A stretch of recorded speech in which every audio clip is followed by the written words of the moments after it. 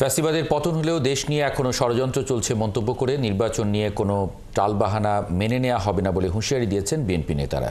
মঙ্গলবার বর্ধিত সভার প্রস্তুতি পর্যবেক্ষণ শেষে নেতারা জানান, ফ্যাসিবাদী সরকারের বাধায় দীর্ঘদিন দলের সাংগঠনিক কার্যক্রম পরিচালনায় বাধা পেয়েছেন তারা। তবে এবার তৃণমূলের মতামত শুনে আগামীর কর্মপন্থা ঠিক করবে দল। দিক নির্দেশনা আসবে দলের হাইকমান্ড থেকে। আরও জানাচ্ছেন রহিম রুমন।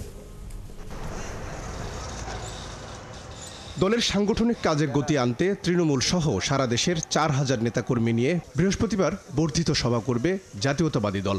মঙ্গলবার সংসদ ভবনের এলডি হল এলাকা পরিদর্শনে আসেন বিএনপির এই প্রতিনিধি দল। পরিদর্শন শেষে দলটির যুগ্ম মহাসচিব শহীদ উদ্দিন চৌধুরী অ্যানি দাবি করেন, ফ্যাসিবাদী সরকারের বাধায় বিগত বছরগুলোতে সাংগঠনিক কার্যক্রম চালাতে বাধার মুখে পড়তে হয়েছে তাদের। জানান, নির্বাচনের আগে এই সভা থেকে ঠিক হতে পারে আগামীর কর্মপন্থা।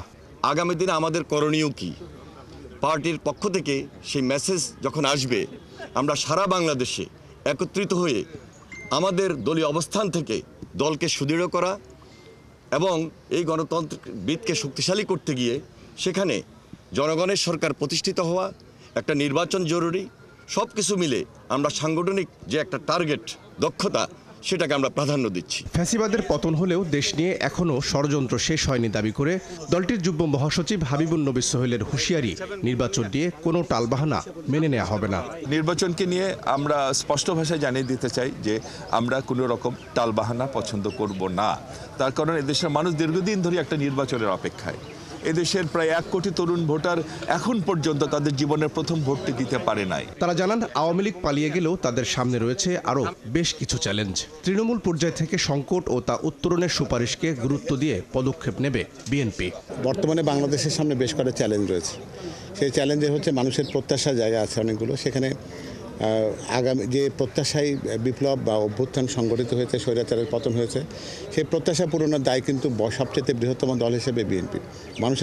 মানুষের প্রত্যাশা বিএনপির কাছে সর্বোচ্চ এবং সেটি বিএনপি সেই দায়িত্বের জায়গা থেকেই কাজ করছে বলেই কিন্তু এই আয়োজন।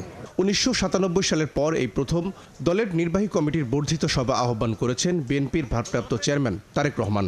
এই কর্মসূচির মধ্য দিয়ে দলের সাংগঠনিক কর্মকাণ্ডে নতুন করে গতি ফিরবে বলে আশা বিএনপির নেতাকর্মীদের।